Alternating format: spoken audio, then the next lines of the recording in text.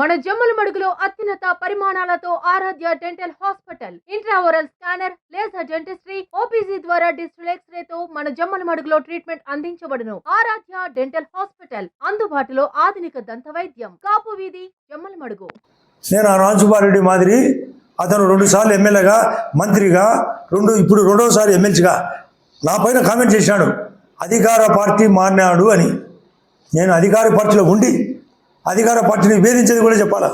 నేను అధికార పార్టీకి మారినది వాస్తవం. నేను ఎమ్మెల్యేగా మొన్న ఈ రాష్ట్రంలో బీజేపీ పార్టీ రాయలసీమలో ఎందుకు గెలిచేది, అందులో కడప పార్లమెంట్లో ఏందని నన్ను ఎగతాళి చేసినాడు. ఇదే సుధీర్ రెడ్డి, నువ్వు పోయి చేయి పోటీ అన్నాడు. నేను పోటీ చేసి వైఎస్ఆర్ పార్టీ పైన 18,000 ఓట్లతో గెలిచిన. మా భూపేశ్ రెడ్డి టీడీపీ తరఫున వైఎస్ఆర్ అవినాష్ రెడ్డి ఎంపీ పైన ఈ కాన్స్టిట్యూన్సీలో 6,000 ఓట్లతో గెలిచినాడు. నీకేం చెప్తారు, వాళ్ళు మమ్మల్ని గెలిపించారా? 1989లో ఇదే రాజశేఖర్ గారు మైకేలు బాబు వాళ్ళ మేనత్త కొడుకు ఎమ్మెల్యేగా పోటీ చేస్తే 33,000 ఓట్లు మైనస్ వచ్చినాయి. వాళ్ళు ఓడిపోయినది కూడా చెప్పాలా. ఇదే 96కు వచ్చాడు. 1996లో రాజశేఖర్ రెడ్డి ఓడిపోయేటప్పుడు 3,600లతో గెలిచేటప్పుడు జమ్మలమడుగులో డబల్ 7,200 ఓట్లు మెజార్టీ వచ్చినాయి. ఓడిపోయిన మేము ఓడిపోయే రాజశేఖర్ రెడ్డిని గెలిపించిన కూడా గుర్తు చేసుకోవాలి. దేవుడి నారాయణ రెడ్డి అధికార పార్టీని కాదని 2011లో మీరందరికీ గుర్తుండాలి. 15 సంవత్సరాల కిందటి మాట గెలిపించిన అధికార పార్టీని కాదని. అధికార పార్టీ ఎమ్మెల్యేగా ఉంటూ రాజుపారెడ్డి అధికార పార్టీకి ఆ రోజు ఓటేపించాడు వరదరాజరెడ్డి గారికి. ప్రతిపక్ష పార్టీలో ఉండి అధికార పార్టీకి ఓటేపించాడు, అయినా వాళ్ళు ఓడిపోయినాడు. అదే 2011లో జగన్ రెడ్డి పార్టీ కొత్తగా పెట్టినప్పుడు నేను కాంగ్రెస్ ఎమ్మెల్యేగా ఉంటూ అతను తిరుగుబాటు వైఎస్ఆర్ కాంగ్రెస్ పార్టీ పోటీ చేసినప్పుడు ఇదే కాన్స్టిట్యూన్సీలో నేను అధికార పార్టీని కాదని పోటీ చేయడం వలన ఈ నియోజకవర్గంలో అతనికి వచ్చిన 5,45,000లో 99,000 మెజార్టీ వచ్చింది. అధికార పార్టీని కాదని నేను వైఎస్ఆర్ పార్టీకి సపోర్ట్ చేసిన. అధికార పార్టీని పోవడమే కాదు, అధికార పార్టీకి వ్యతిరేకంగా కూడా అతనికి జ్ఞాపశక్తి ఉండాలి. మాట్లాడే ముందరగా నిన్న అతను అధికార పార్టీకి పోయినాడు. రామసుబ్బారెడ్డి అత్యంత దరిద్రమైన ఊరు ఈ నియోజకవర్గంలో 199 పల్లెల్లో 2 ఊర్లే దరిద్రం, హైయెస్ట్ దరిద్రము గుళ్ళకుంట పెదవాడే మండలం. 2వ ఊరు నిర్జీ, ఆ సుధీర్ రెడ్డిది. వీళ్ళ మాకు పాఠాలు నేర్పేది. ఆయన తరఫున వాళ్ళ పెదనాయన మంత్రిగా కూడా ఉన్నాడు నిర్జీకి. వాళ్ళ చిన్నాయన ఇక్కడ గులకుంటలో మంత్రిగా పనిచేసినాడు, తను పనిచేసినాడు. అతను అధికార పార్టీ, ఇతను అధికార పార్టీ. ఏం చేశాడు ఆ పల్లెలకు? ఏం అభివృద్ధి? మీ ఇష్టం వచ్చిన కాసేపు డిబేట్ పెట్టండి, welcome any time any place.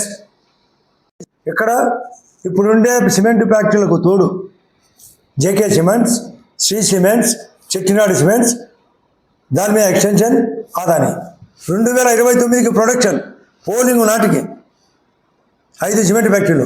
అక్కడ అల్ట్రాటెక్ వాళ్ళది ఐసీఎల్ కొని వాళ్ళు మాడిఫై చేస్తున్నారు. జువారీ ఎక్స్టెన్షన్కి పోతున్నారు. ఆ వైపు పాతవి కొత్తవి ఈ విధంగా జరుగుతుంటే జేఎస్డబ్ల్యూ రాబోతుంది. ఆల్రెడీ స్టార్ట్ అయింది వరకు 1% వర్క్ కూడా అయిపోయింది. రేపు పోలింగ్ నాటికి అది అయిపోతుంది. గౌరవ సీఎం గారు జూన్లో రాబోతున్నాడు. రేపు లోకేష్ రాబోతున్నాడు కొండాపురం. కారణం ఎస్ఐఎల్ వాళ్ళ యొక్క ప్రొడక్షన్ స్టార్ట్ అయింది కాబట్టి రేపు జరుగుతున్నాయి. కొన్ని గండికోట డబ్బులు ఇవ్వాలి, దాదాపు 1000 కోట్లు ఇవ్వాలి. పాతది కొత్తది కలిపి రాజోలు నిర్మాణం జరగాల. ఇది ఆల్రెడీ ఫిబ్రవరి 14వ తేదీ నాడు నేను రుద్రూరు ఎమ్మెల్యే గారు, మైదుకూరు ఎమ్మెల్యే అడిగిన మా 3 నియోజకవర్గం ప్లస్ ఆలగడ్డ నియోజకవర్గానికి కూడా అవసరం. 10,000 ఎకరాలు మునుగుతుంది, 10 గ్రామాలు మునుగుతున్నాయి. సోమశీల వాటర్ కోసం కూడా మీరు తీసుకొని పోతున్నారు సార్. మీరు సమీక్ష జరిపినారు 4. ఈ సమీక్షలో ఈ 4 పరిష్కారంగా ఉంటే నా పరిస్థితి ఏంది అని అసెంబ్లీలో మాట్లాడినాను. అడుగు ముందుకు పోవడం లేదు అధ్యక్ష అని. అంశం అడుగు ముందుకు పోలేదని అసెంబ్లీలో అడిగినా. గౌరవ ముఖ్యమంత్రి గారు ఇక్కడికి వచ్చినప్పుడు అడిగినా. నేను మొన్న కూడా భారతీయ జనతా పార్టీ ఆవిష్కరణ దినోత్సవం రోజు కూడా అడిగినా. నాకు రాజకీయాల కంటే అభివృద్ధి ప్రధానం, ఎందుకు ఇదని రాజీనామా అని చెప్పినా. రేపు కూడా మళ్ళీ అడుగుతా, మీరందరూ రండి. లోకేష్ సమక్షంలో గండికోట డబ్బులు ఇచ్చి తీరాల్సిందే, రాజోలి కట్టి తీరాల్సిందే, ఎస్ఆర్బీసీ ఎక్స్టెన్షన్ ఇవ్వాల్సిందే, ఆర్టీపీ ఉద్యోగస్తుల సమస్యలు తీర్చాల్సిందే. ఈ 4 సమస్యలపైనే నాకు 40 కూడా ఈ 4 సమస్యలపైన గౌరవ ముఖ్యమంత్రి గారి సమక్షంలో, కలెక్టరు ఎస్పీ గారి సమక్షంలో, సవిత గారు ఇన్ఛార్జి మంత్రి సమక్షంలో మీటింగ్ జరిగింది మా అసెంబ్లీ టైం ఫిబ్రవరి 14. ఆ రోజు చెప్పిన మాటకు మేము కట్టుబాటు ఉండాల్సిందే. ఇవి కూడా బ్యాలెన్స్ సంక్షేమం కట్టుబాటు ఉండాల్సిందే. మననే బెంగాల్ గెలిచినాం, ఇక్కడ మరింత బలంగా గెలిచాలా. ఈ రాష్ట్రం కూటమి పోవాలా. రాబోయే రోజులు ఈ 3 ఏళ్లలో జరగబోయి మళ్ళీ 5 ఏళ్లలో జరగబోయి ప్రపంచంలో వికసిత భారత్ జరగాల. ఆ స్కీమ్ పేరే విబిజీ రామ్జీ. గ్రామీణ ఉపాధిని మాడిఫై చేశారు. రేపు జూలై 1 నుంచి విబిజీ రామ్జీ, వికసిత Bharat guarantee for Rozgar Aajeevika mission for Grameen. ఈ పదం పేరు కూడా చెప్పలేరు. వైఎస్ఆర్ పార్టీ చెప్పమనండి, మీరే సాక్ష్యం. డిబేట్ పెట్టండి, మీరే సాక్ష్యం. ఓ 4 గంటలు మాట్లాడదాం. వాళ్ళు ఒక 4,000 మంది రమ్మను, నేను ఒకరిని మాట్లాడతా వాళ్ళకి ఆన్సర్. ఈ రాష్ట్రంలో జరిగేది ఏంది, ఈ దేశంలో జరిగేది ఏంది, ఈ కడప పార్లమెంట్ ఏంది, ఈ జమ్మనోడు ఏంది, నేనేందో నా పైన పార్టీ మారినాను అన్నారు. 3-4 సార్లు మారినా. నేను పార్టీని, అధికార పార్టీని వ్యతిరేకించింది కూడా చెప్పాలా. మేము ఒకప్పుడు కమ్యూనిస్ట్ పార్టీలో కూడా ఉన్నా. రాజశేఖర్ గారి కోసం 96లో జనతా పార్టీ అభ్యర్థిని అయ్యి రామ్ సుబ్బారెడ్డి చేసే రిగ్గింగ్ ఆపి ఓడిపోయే రాజశేఖర్ని గెలిపించేది వాస్తవం. తెలుసుకోవాలా, రాజకీయాలు పూర్వాపరాలు తెలుసుకోవాలా. గండికోట 901 సంవత్సరాల కిందట కట్టారు. కాంబెల్ హాస్పిటల్ 120 ఏళ్ళ కిందట కట్టినారు. చరిత్ర, ఈ రాజకీయ చరిత్ర కూడా తెలుసుకోవాలా. నేను ఆ పాయింట్ ఎందుకు చెప్తున్నా అంటే, చరిత్ర చాలా విశేషమైంది. చరిత్ర తెలుసుకునే వాళ్ళకే భవిష్యత్తు తెలిసేది, ప్రజెంట్ తెలిసేది. చరిత్ర తెలియదు. ఇండస్ట్రీ రాలేదని నా పైన మాట్లాడినారు. ఇప్పుడు ఎన్ని ఇండస్ట్రీ వచ్చాయని చెప్పినా మీరే చెక్ చేస్తారు. ఇక్కడ సిమెంట్ ఫ్యాక్టరీలు వస్తాయి కదా. ఇప్పుడు 10,000 మెగావాట్లు అవి ఇండస్ట్రీనా లేకుంటే ఊడి పడుతున్నాయా? ఇండస్ట్రీనే కదా, సోలార్ ఇండస్ట్రీనే కదా, ప్రొడక్షన్ కదా, ఉద్యోగాలు కూడా కదా. స్కిల్ సెంటర్ కూడా పెడతాం దానికి తోడు. ఎందుకు? దాంట్లో స్కిల్ నేర్చుకొని స్థానికంగా ఉద్యోగాలు కోట, మెయిన్ కోట మనకే రావాలి, స్థానిక కోట. ఇవన్నీ ఫ్యాక్టరీలో రాబోతున్నాయి. ఇది అసూయ. అతను కళ్ళ ముందర డొక్కు తన ఊర్లో ఏర్చనేవాడు. ఓ సాగుతుంది ఏమని, ఉట్టికి ఎక్కలేనమ్మా స్వర్గానికి ఎక్కునా. ఉట్టి అనేది కనపడుతుంటుంది, ఇంటి మీద కట్టేది ఎలా కట్టేది. స్వర్గం అంటే కనపడింది. ఇది ఏర్చలేనాడు, తన ఊర్లో ఏర్చలేనాడు, తన ముందర ఉండే చెన్నకేశ్వర స్వామి టెంపుల్ పట్టించుకునేవాడు, తన ఇంటి ముందర నేషనల్ హైవే రోడ్డు క్లియర్స్ ఇప్పిలేనాడు, ఏమి చేయలేనాడు. ఎమ్మెల్యేగా, మంత్రిగా, ఎమ్మెల్సీగా పనిచేసి కూడా ఏదో నేను సూది చెక్కినాట. వాళ్ళ చిన్నమ్మకు, వాళ్ళ చిన్న ఆయన కొడుకు సూది చెక్కి పెట్టాడు.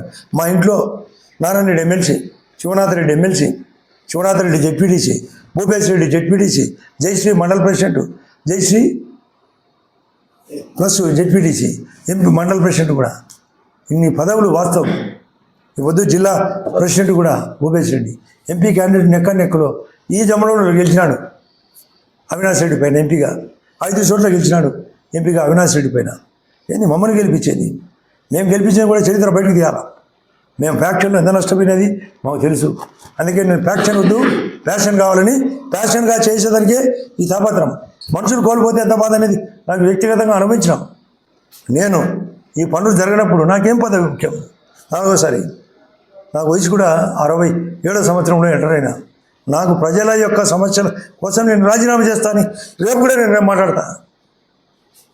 రేపు లోకేష్ కూడా ముందర చర్చ పెడతా. రాజోళ్ళు వస్తామని రమ్మని, ఆర్టీ పీపుల్ వస్తామని రమ్మని. గండికోటలో అన్నీ ఉంటారు. అక్కడే కొండాపురం మండలం తాళపుత్రూరు ప్రాంగణంలోనే రేపు కార్యకర్తల మీటింగ్. దాంట్లో గ్రీవెన్స్లో కూడా ఇవన్నీ రైట్ చేస్తాం. ఎందుకు అడగం మేము? మా రైట్ని ఎందుకు కాపాడుకోం? రాజకీయాలంటే అందరినీ కలుపుకుంటూ, అందరి అవసరాలు తీర్చుకుంటూ అభిమానంతో ఓటే రాజకీయం. ఈ మాదిరి మోసము, అబద్ధము, అక్కస్తో కాదు మాట్లాడాల్సింది, నీతివంతంగా మాట్లాడాలా.